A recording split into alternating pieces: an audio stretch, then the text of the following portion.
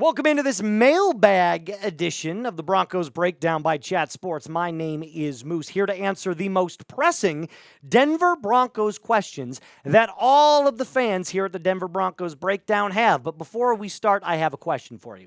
If you could hit that subscribe button and help us grow our channel to 39,000 subs before the start of the season, that would go a long way into proving to my bosses that I've got what it takes to lead this team in 2025, at least on YouTube. Let's get into the questions. Danny coming in, fan favorite of the show. What up, Danny?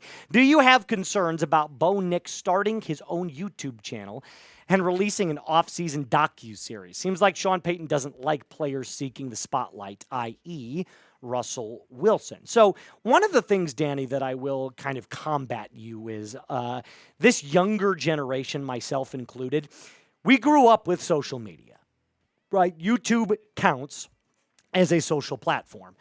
This is a creative way for Bo Nix to express some sort of artistic value in his football game. Now, that might sound a little dramatic, but at the same time, he's a 25, 26-year-old kid.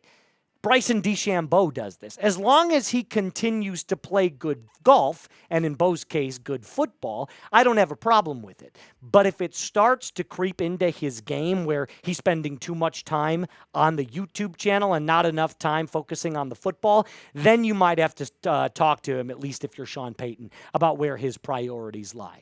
But I definitely appreciate you getting in on the show, and it's a really good question, believe it or not, that's not exactly football related. Reclaw coming in with his question. How many running backs do you think they keep, and who gets the X? 4. I think they keep 4. And I think right now, at this point, this is just my opinion, I'm saying J.K. Dobbins, R.J. Harvey, Jaleel McLaughlin, and Tyler Bidet. And I say that because Bidet offers that pass blocking that you really, really like. He's great at picking up a blitz, whereas Blake Watson, yeah, he's shown a little bit this preseason that he can make some plays. And Audric Estime, I got to be completely honest with you. He just has not shown me nearly enough to make a roster spot on this team. But again, anything can happen in this final preseason game, but as of right now, if the roster cutdowns were today, I would say those are your 4. J.K. Dobbins, R.J. Harvey, Jaleel McLaughlin, and Tyler Bidet. Thanks for your question, Reclaw. D.C. Viper. Can the Broncos go farther in the playoffs this year, and can they get back to the Super Bowl? They can, and they can. A dual-part answer to this question. Yes, the Broncos this year seem to be a lot more buttoned up, not only offensively, but defensively as well. I think the only real question that Broncos fans have right now is how healthy can this team stay? If it stays healthy, there's no doubt in my mind this is the most talented defense on the field in the NFL. Period, point blank. And the offense has seemingly taken enough strides to, I believe, where the Broncos could allow 17 points a game. You could easily see this Denver offense scoring at least 21 points per game, if not much higher than that. So everything's going to come down to the offense and just how much they can score, because this defense is going to do its thing. So yes, I do think the Broncos can go a lot further in the playoffs this year. I kind of want to hold off on saying we're going to the Super Bowl, considering it is way too early to say that, but I will say this. I think they will win a playoff game this year. That's for sure. Let's go to Danny one more time. Through all the camps and the preseason so far, which rookie drafted in the 7 rounds, not UDFAs, do you feel has underwhelmed the most? It's not even close. It's Caleb Lohner. But that's okay because he took him in the 7th round. Caleb Lohner clearly has a lot of football learning to do. He does not understand, at least at this point, the game. He doesn't have the discipline at the line of scrimmage. He had a ton of pre-snap penalties against that game against the Cardinals. And it's clear that schematics-wise, he's not quite as further developed as a guy like Caden Prescorn, who I also don't think is going to end up making the roster. So it's definitely Caleb Lohner. But that's okay. It's a 7th-round pick. It's not like you drafted this guy in the 2nd or 3rd round and expected him to be a contributor right away. Let's go to Michael. Moos. Who has the most pressure? Head coach Sean Payton or defensive coordinator Vance Joseph? This is a great question. I think it's Sean Payton. Vance Joseph showed us last year he's a great defensive coordinator. And if the Broncos have another great defense, which all of us believe that they are going to, he will absolutely get head coaching looks and interviews. Make no mistake about it. You'd be kidding yourself if you think he's not going to. However, Sean Payton now is in year 3 of this Denver Broncos rebuild. The first year with Russell Wilson, dumpster fire. The second year, last year's rookie Bo Nix, some rookie growing pains, and they definitely exceeded expectations, which was great. Now the pressure's on. Now it's how many playoff games can you win? How deep can you go in the playoffs? Can you make a Super Bowl? Because as the rebuild has fully come from Sean Payton's day 1 to at this point, it is a complete night and day difference. But I also think that with that great rebuild and that great turnaround, you now have great expectations laid upon you. Let's go to John Emery. Do you think at least 3 or 4 wide receivers have more than 70 yards per game this year? Let me do some quick math for you on what 70 yards per game would actually get you in terms of total yards. 70 times 17 is 1,190. I think one Bronco does that. I think it's Cortland Sutton.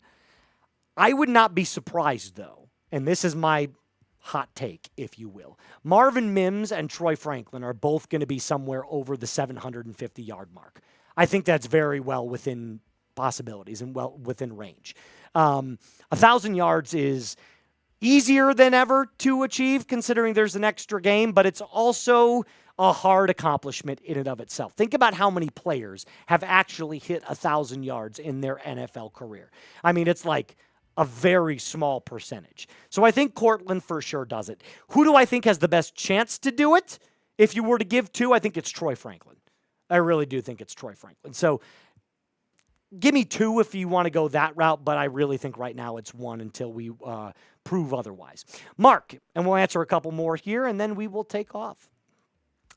Do you think that the goal line fumble has cost Caden Prescorn a roster spot?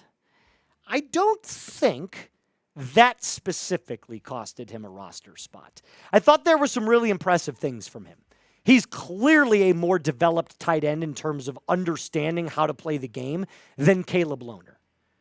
However, I don't think he's talented enough, at least at this point, to make the 53-man roster. So there were some good things, and that obviously I think is, that fumble in the end zone.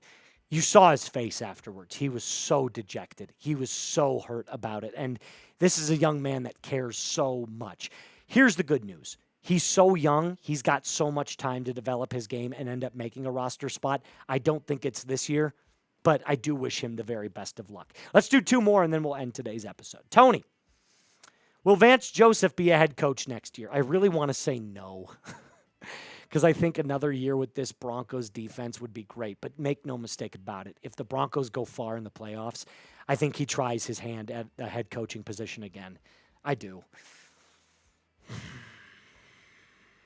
I'm going to say yes, but I don't want to say yes. As a Broncos fan, I don't want to say yes. JR or Junior, whatever you want to look at it. I think Junior Martin is the way to say this. Broncos will start 5-0. I hope you're right. That means they have to beat the Tennessee Titans, the Indianapolis Colts, the Los Angeles Chargers, the Cincinnati Bengals, and then the Philadelphia Eagles. I do think, and this isn't God's honest truth, I do think that they'll start off 4-1. I think that's a really, really realistic possibility. Okay, sounds good. We'll go to that last one, and then we'll end today's show. 4-1 definitely seems like a legitimate possibility. 5-0 is wishful thinking, considering the Philadelphia Eagles are the defending Super Bowl champs. But again, I hope you're right. I really do. Last one, John Ashford. Moose. That's a good one. I like that, Producer Casey. Why is there a Patriots fan on our Broncos page other than making themselves look worried about what Denver is doing? DB4L. John, I wish I had the answer for you, my friend. But that is Brett Elper, the host of Patriots Today, who thinks he's being funny, but he's not, trying to say that Drake May clears Bo Nix. He's better than Drake May couldn't beat the Colts last year. Stop it. I don't want to hear it. It's not even a remote. It's night and day. Bo is by far and away the better quarterback right now than Drake May. Now, I don't have a crystal ball. I can't tell you in 5 years who the better quarterback is. I think it'll be Bo Nix because I think his game translates better than Drake May's does. But right now, it's not close. But to answer your question, Boo Alper in the comment section down below. That's going to do it for us on today's episode. A reminder to subscribe to the channel if you haven't already. Like today's video if you haven't already. And as always, Mile High Salute. Be cool.